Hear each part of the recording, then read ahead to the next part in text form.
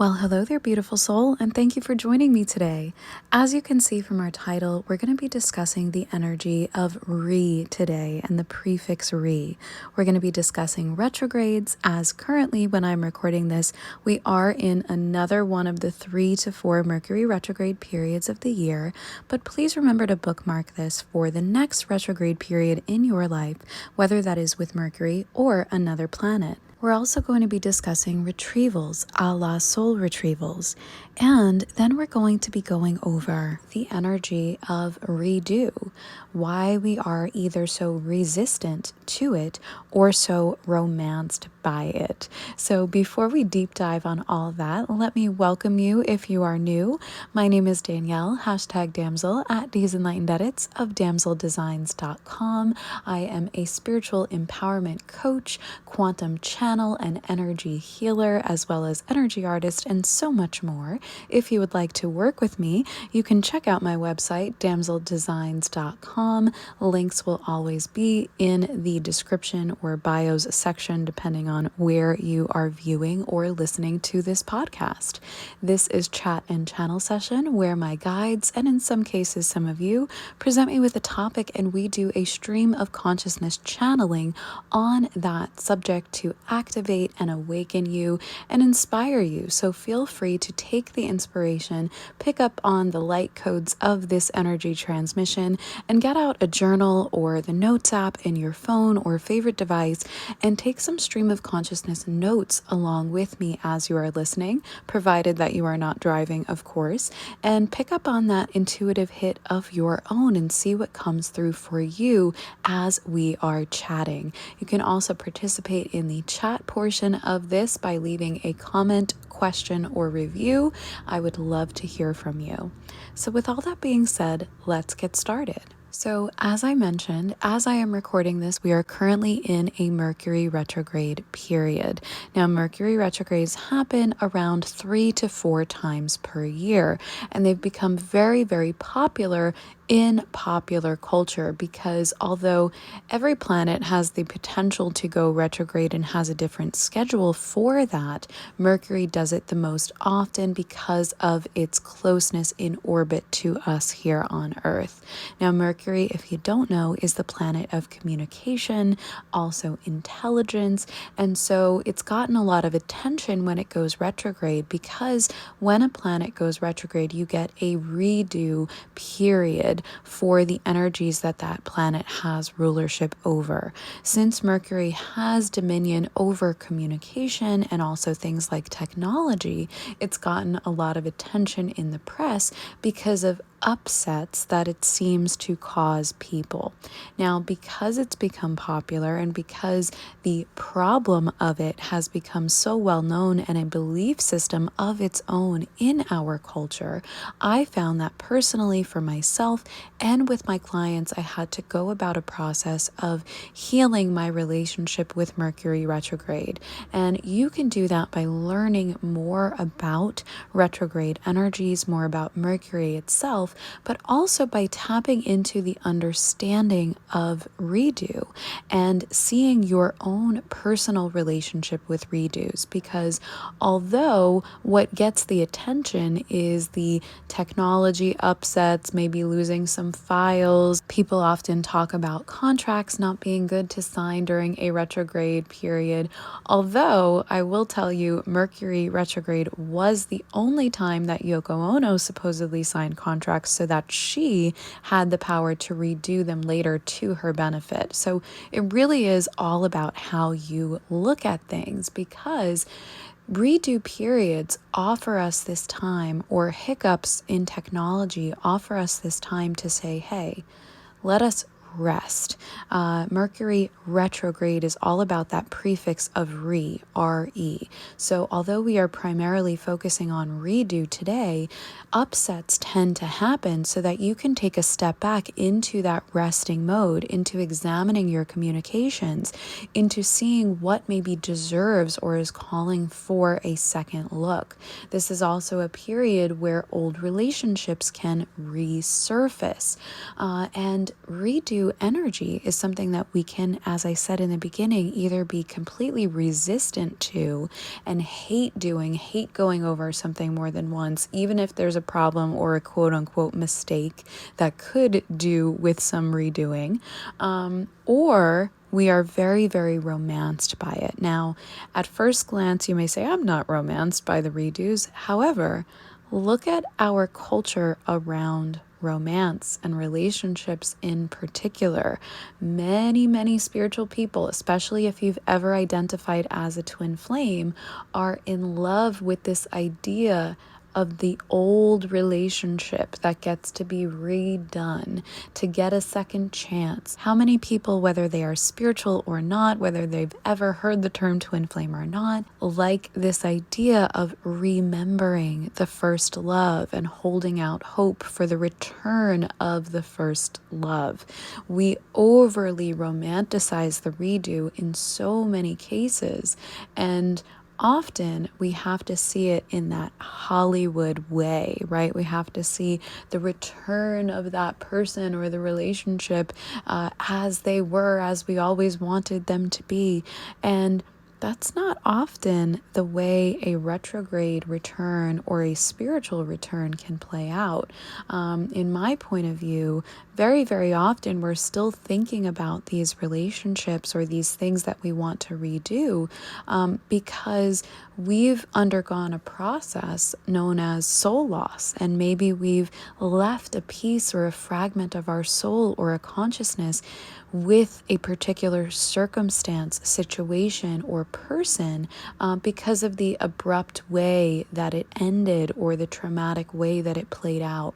Now, in my work and in my energy coaching and healing, especially with people who have identified as twin flames and may be moving out of that label, I undergo a process known as soul retrieval. Now, you don't have to be a twin flame or know anything about that even to understand the benefits of soul retrieval, because as someone who is a consciousness expander and a quantum healer, I've become more and more aware of this phenomenon of how much we leave pieces of ourselves kind of strewn all over the place in different timelines and different experiences.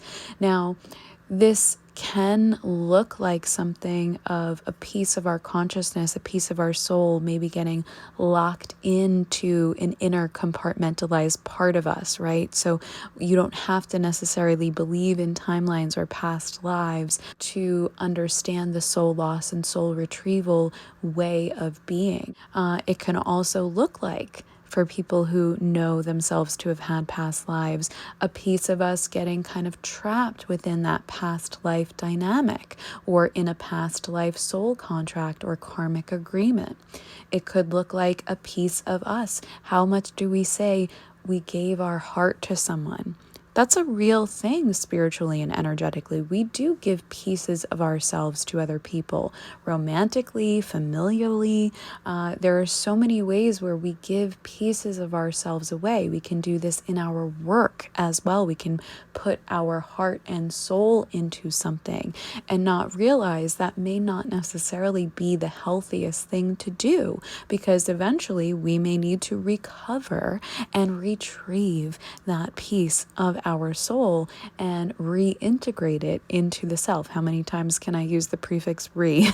You may want to take a drink, but a healthy version of water, and hydrate every time I say that. But anyway, this is something that we tend to do because we fall in love with these romanticized ways of being, with this language of explaining it, rather than saying, yeah, we can use our heart and soul to do something and put our overflow energy into it, but it may not necessarily be the healthiest thing to do to put our heart and soul into something, because while that may get some attention or a positive response for a time, eventually most people on this spiritual awakening and ascension journeys want to come into this place of oneness, of wholeness, right? That is what healing and health is. It is to become whole.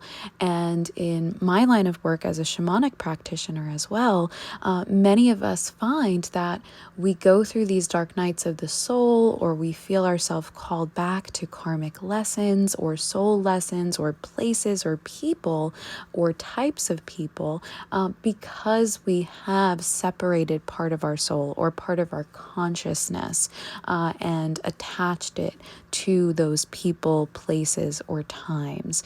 And in doing so, we have less of our consciousness available and usable to us for our own empowerment, for our own enlightenment, for our own creator or co-creator of our reality means.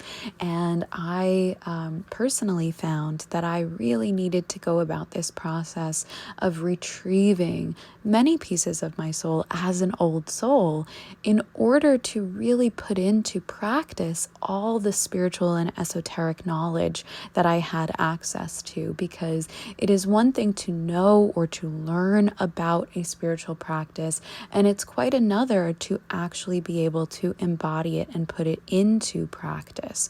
And without the full access to parts of consciousness that may be needed for those practices, they can be very difficult to master and utilize. So this soul retrieval process is not necessarily for everyone. If you have no idea what I'm talking about, you may want to view previous chat and channel sessions that I had speaking about it, which are currently on my YouTube channel in the chat and channel session playlist from before I was uploading podcasts across all platforms. So if you're interested in hearing more about that, you can check out the links that are available in the description and on my website for YouTube. And it's entirely possible that this may not be a spiritual practice that's calling you at this time, as it is quite in depth.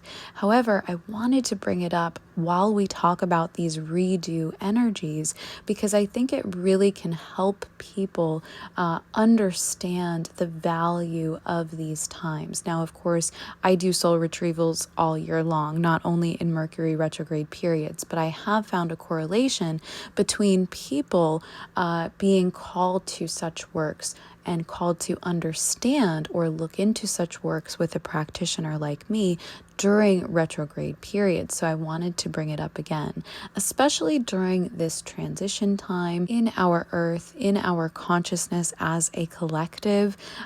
Everything that you can do or that you are called to do for your soul's wholeness and empowerment can really help you to deal with the difficulties of either your life or our world, as the world collective goes through what's known as the Kali Yuga, or sort of a collective dark night of the soul and period of awakening.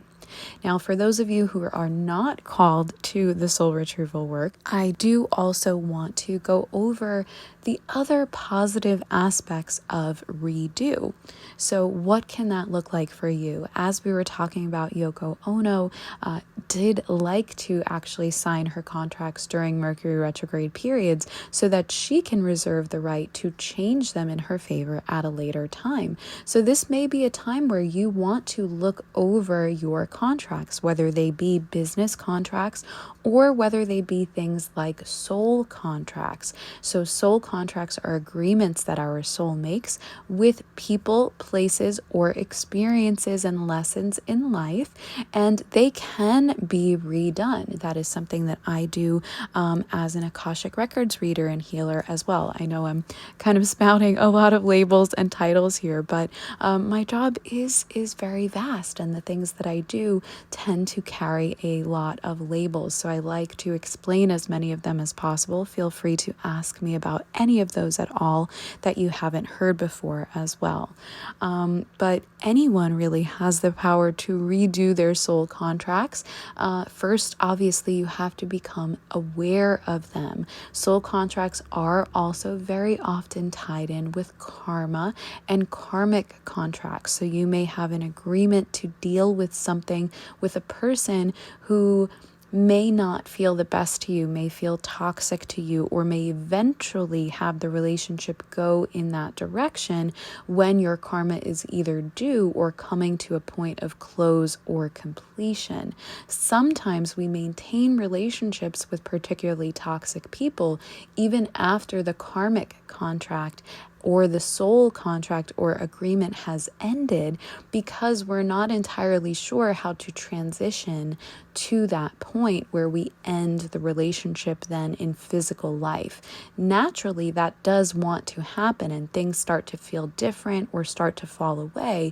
However, sometimes we or the other karmic person gets scared and tends to try to latch on to or continue the relationship in that unhealthy old karmic way, rather than either let it go and acknowledge that it is a relationship that's been outgrown, or you can make the choice, if both people choose, to continue the relationship, but in a totally new way. You have to be willing and able on both parts and both parties to build a totally new foundation, develop new communication styles, and develop new relationship basis other than how it was originally formed in that contract of karma. That is something that I can help with in energy healing and coaching as well, if you are called. But it is something I like to mention because if you are an awakening soul or a spiritual person, you will probably have many of these types of relationships in your life simply because of the fact that you are in line to end as much of your karma or clear or transmute as much of your karma as possible. Now, while obviously we don't want to be a flaky person who is always ending relationships, people who are on the spiritual train, shall we say, do often outgrow the relationships that they came into life with, whether those be family or early friends, even friend groups or soul groups. You can outgrow these people, and there are ways to change the relationship where it's not the closeness that it once was, because you tend to need to be close to play out karma or contracts, but it can be respectful and loving in its own way without those karmic cords or contracts binding you together. But relationships without cords or contracts or karmas are not very common in our current paradigm because of the fact that both parties really have to do the conscious work and conscious effort to have them exist on a higher plane that is not rooted or grounded in that foundation of karma. So mostly people who both resonate as spiritual and can have forms of open and respectful and boundaried communication are the ones who tend to be able to maintain these relationships after you've completed the karmic contracts. So this time of retrograde, or really honestly any time your soul is calling you here, can be a great time to look at things like your karmic or soul contracts. Now, obviously we've discussed that a lot about people, but that can also be about your own relationship with self and the universe, such as your own contracts with belief systems, perhaps with older spiritual practices that no longer resonate, or situations in your life. Now, not every contract, every karmic contract or soul contract can be just ended. Those things have to be examined, and some, I find, do have to play out depending on the person or the rewriting of those contract abilities. So that is something to explore and keep in mind. But once you come to that decision that you would like to end or change a contract, the universe can help you to do that. And as I said, if you need help, you can use the links in the description or on my website to contact me about energy healing or coaching services to help you do so. The benefits of participating in energy healing or coaching with me are that we can do things like those very deep works, such as soul retrieval, such as ending or transmuting or healing your soul contracts, inner child work, ascension work, and so much more. There is an application form that is linked in the description and on my website, damseldesigns.com. If you are interested in that, you will notice on my website, I do still offer quantum and Akashic records reading single sessions and other types of single session offerings at the time of this recording. The difference between a single session and doing energy healing work with me is that in a single session, we can access the information for you, get you the information, perhaps some recommendations for you to do in self-healing work going forward, but we don't actually do the energy healing in single sessions. So if you were interested in that, you may want to start with a single session, and then we can expand you into an energy healing or coaching package where I would do the work with you, access the highest levels with you, and help you integrate all that energy. But with all that being said, I would like to know from you. I would like to invite you into the opportunity to just ask yourself, what is my soul calling me to redo or re-examine at this time? And if you can, perhaps pause the podcast, do some journaling or some silent prayer meditation, and see what comes to you. After you've picked up on those intuitive hits, I would also like you to ask yourself, what is my relationship with redoing something? What are those first initial feelings that you get? Do you feel resistance? Do you feel tightness in your gut? Do you feel anxious? Do you feel sweaty?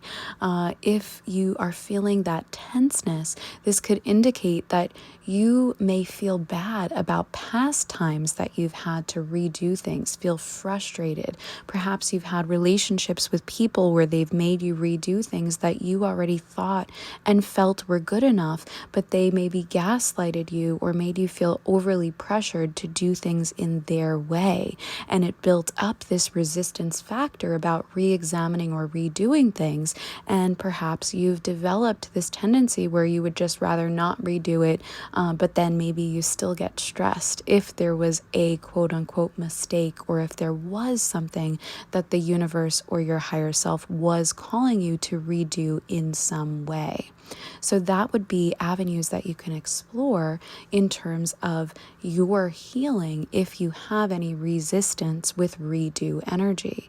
On the other end of the spectrum, you may be overly romanticizing redoing something. You may be caught in that way or that loop of always feeling like it's never good enough, like it's never finished, like you may want to redo.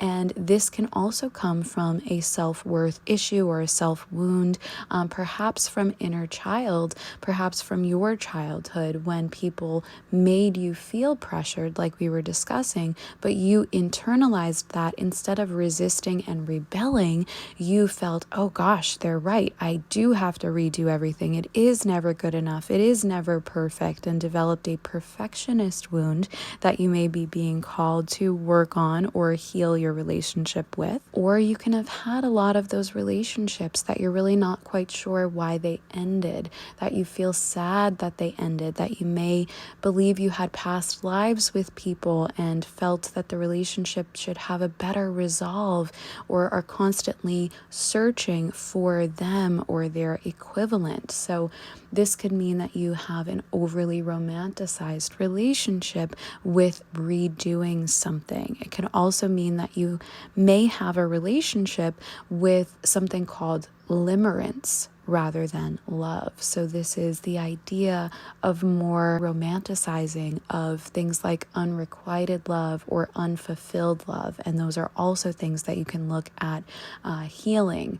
As I said, that's something that I help twin flames through if they're not going to be taking the traditional path or journey into union, because in my belief and view, union can also be complete union with the whole self rather than than with that physical person in particular. So if you are interested more in that, you can check out some of my Transcending the Twin Flame Templates work or Twin Flame transition sessions, or contact me to see about building you a package to help you heal from that if you are ready and so called. But really, anyone in today's day and age can develop this romanticized relationship with the redo, because that's what's popular in culture.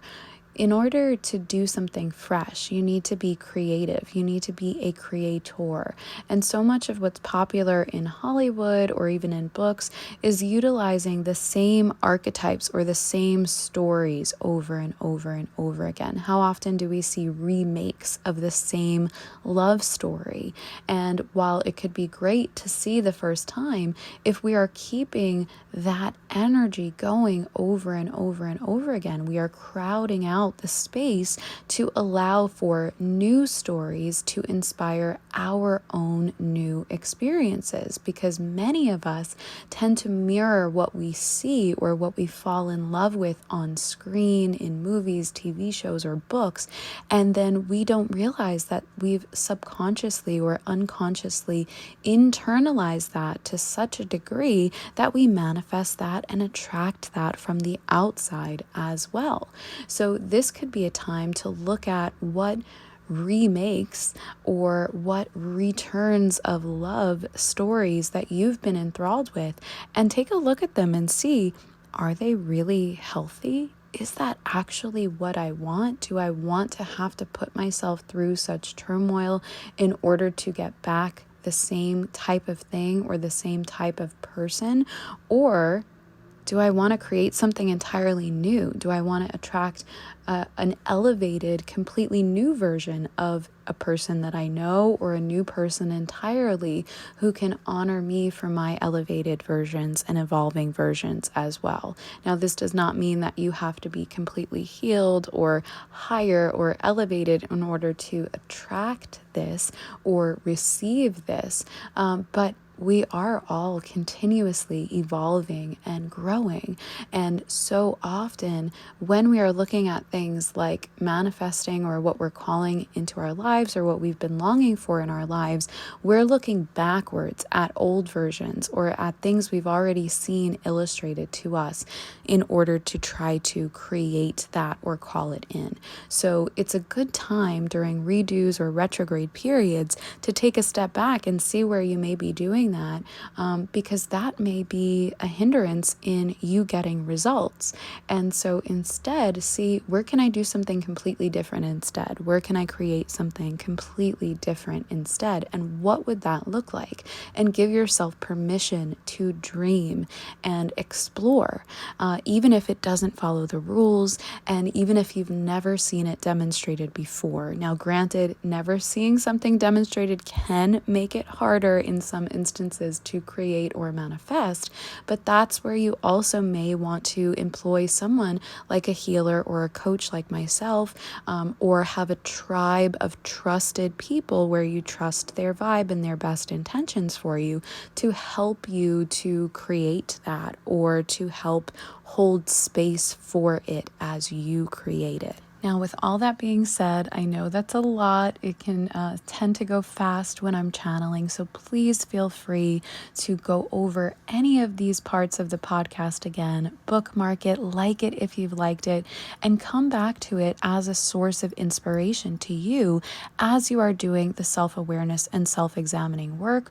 or as you are looking to create differently for yourself or heal something that you know may have been a hindrance to you in creating differently. As you go through these periods, if you are in a retrograde as you're listening, remember that Mercury retrograde or any retrograde does not have to be scary. You can also utilize this information to understand other retrogrades as well. Mercury in particular, as I said, is helpful for communication and technology, but you can look at the other planets and rulership that they have over when you see that they go into retrograde to see which areas of your life they may be helping you and giving you extra power to re-examine. But as I said, as someone who operates and reads and heals from the quantum space, absolutely any time that you are called to this during a first or subsequent listening can be the right time for you to do such works, because you do have the power to be on and create your own timelines. Remember that things that happen with the planets and astrologically, even in the collective, they are all just roadmaps of collective experience that can be more helpful to you as you navigate your own timelines and life. But ultimately, you do have the power to decide whether you're going to resonate with that energy or not. So you don't necessarily have to be swayed by things like the meaning of a certain moon, where it is in astrology, or even a retrograde. You can develop your own relationship entirely with yourself and with these energies, so that they can be just sort of cues of inspiration to you and not necessarily rulers of you and your experience, which is something that I always like to remind people.